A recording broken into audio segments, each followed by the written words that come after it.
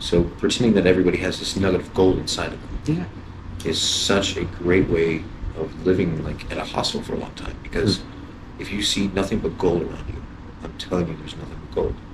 So it's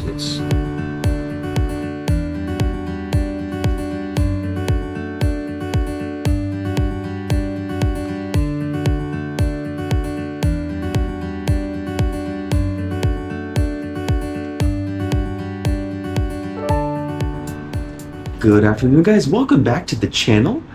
Today we are in Waynesboro, Virginia, just outside the Shenandoah National Park. I'm really excited. I've got a special guest for you guys today. We'll be talking to the manager of the Standables 328 Hostel here in Waynesboro. Now, we'll let him introduce himself. We've got Mr. Bugs right over here. okay. Thanks for joining us in today on the channel. Thanks. So yeah, if you don't mind, give a brief introduction about yourself and kind of how you got to be the manager here at Standables 328. All right. 100% luck. 100% luck. Okay. Yeah. Yep. So got here after working the bubble last year. Took some time off, failed to reintegrate into society, and got here in January. And it started off as a caretaker and just somehow put myself back into an office environment. Okay. That's a lot funner, I guess. Yeah, you might say so. Yeah, I know one of the things we've kind of realized here about the hostel environment is it kind of helps people to still have that job that they're looking for that helps them make money to do things they like to do, right? But it gives them more flexibility in what they can choose to do. Yeah. Is that something you found about the experience that's kind of helped you to kind of enjoy it more? So flexibility. Mm-hmm. So I don't know. Like I got here last year, right?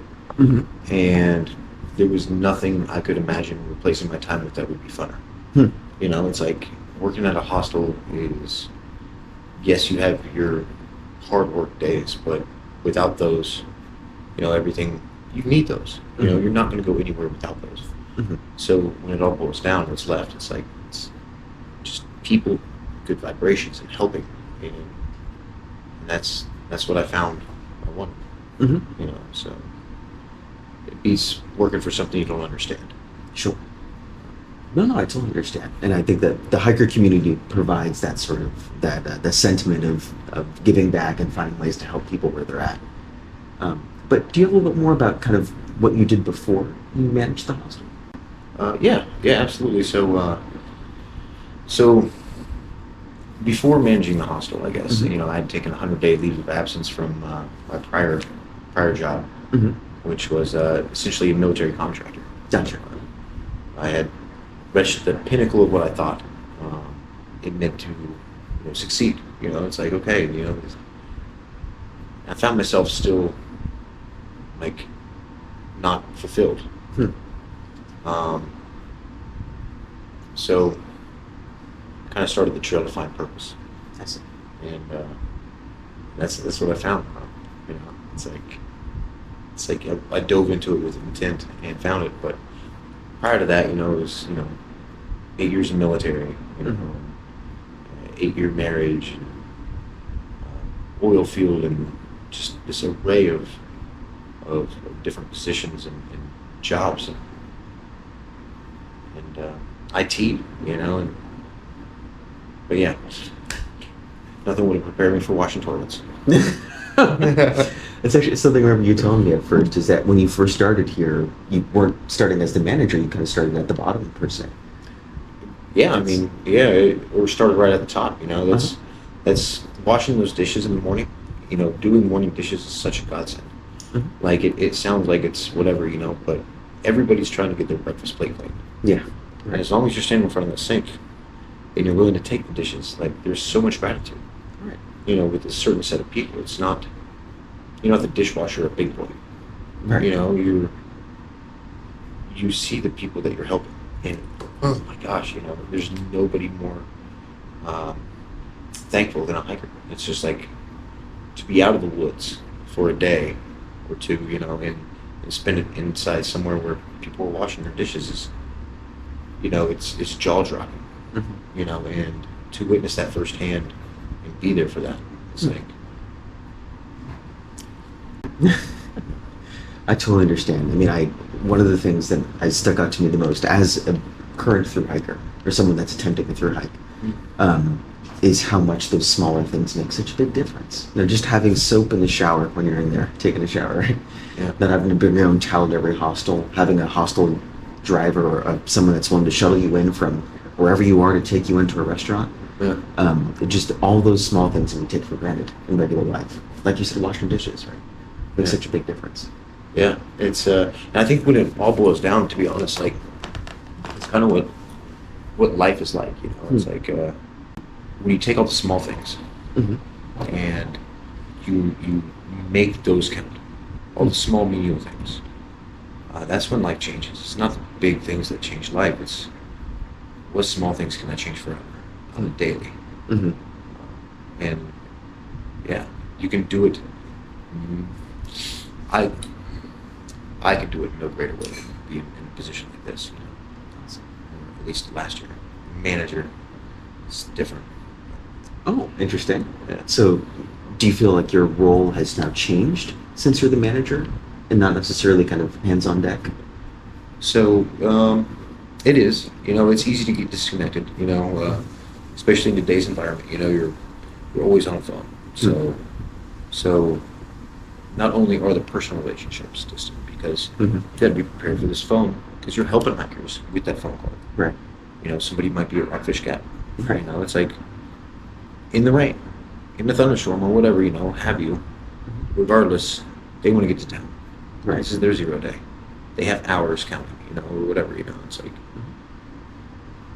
So I've got to interrupt this A/B conversation where we might be diving deep. You go, hi. It's like, and it's so impersonal. It's so rude sometimes. So normally I got to prelude every conversation with, by the way, this is the phone. And it's like, and as much as it might seem like it, I'm not trying to be rude. Sure.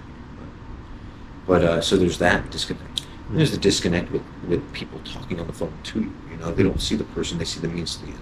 Right. It's like, can I get to town? Can I do this? Can I get the shuttle? Can I get the room? And having that disconnect with people and trying to bridge that gap between I'm a person too. Right. It's like, a lot of people will ask you how you are, and then they'll immediately dive right into what they want. Right.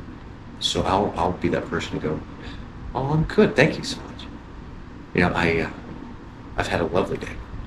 How about you? And I'll have to calm it down and bring that vibration into balance between us. So it sounds like what you're saying is a huge portion of the job as manager is managing expectations, both on what hikers maybe expect from their experience here, and also what they can look to provide back to the experience once they're already here, how they can continue to help the hostel itself. So I would halfway agree, for sure. Sure. I would definitely agree with managing expectations, One, even though it is Disneyland here, I don't want to sell it as Disneyland right off the gate, Sure. A little bit of fun, later on. And who knows if they want Disneyland? They might want something calmer or whatever, and that's different hostels, here and there. It's just stay in the house. So, no, but no, it's, managing expectations is a good way to put that. But managing the expectations of what, they could do with other hikers, I guess. That's not where I'm at. I'm not here to run anybody else's thing. Hopefully I'm here to learn from you. Bring you in and give you a place, and after I give you like what you're paying for, essentially like grab the bunk, grab the shower, grab the laundry, and the only reason you're paying is so that I can help you better. And then after that, like I'm here to learn. It's like Sure. like 100%. So I don't have any managing expectations after that. It's wild after that. So I see. But you feel like part of what makes your job worthwhile for you is being able to develop those A/B conversations, those kinds of relationships with the hikers that come through. So it's sort of a way that you get to interact with people that you may not be able to see on a regular basis. absolutely, and that was the big takeaway from last year was that I would find myself up late at night talking to somebody. Always, it was going to be one or two people that would stay up and we just have these long conversations about like how they came about. A lot like this, you know. Sure. And you can learn vicariously through that. Mm. You know, you can take your takeaways and whatever, you know. Mhm. So pretending that everybody has this nugget of gold inside of them Yeah. is such a great way of living like at a hostel for a long time, because if you see nothing but gold around you, I'm telling you there's nothing but gold. So it's you're going to find it Mhm. like in everybody, you know, regardless if it's like fool's gold and you don't really want to pick it up, you know. Yeah, sure. You know, at least you learn from it, you know? Sure. So Yeah. No, but I'm a firm believer in that every single person, no matter where they are in life, has something to offer. Not that it's ours for the taking, but it's a process in which we can get to learn so much about other people and about the world by assuming that everyone has something to offer, because they do. mhm. Um, Yeah. So that's awesome. Well, Bugs, thanks for chatting about your job here. Really appreciate you being on the show and being with everyone here. Is there anything, any final remarks you have for our audience here at home? Um, it's a great opportunity for me to, no. No, you're just going to have to come to Stanwell's in Waynesboro and figure out the craziness of bugs yourself. I don't want to put the. Nope. There you go. That's cool. That works out too. All right, guys. Well, thanks for joining us on today's episode. We'll see you the next time on Farrar the Bar Traveler.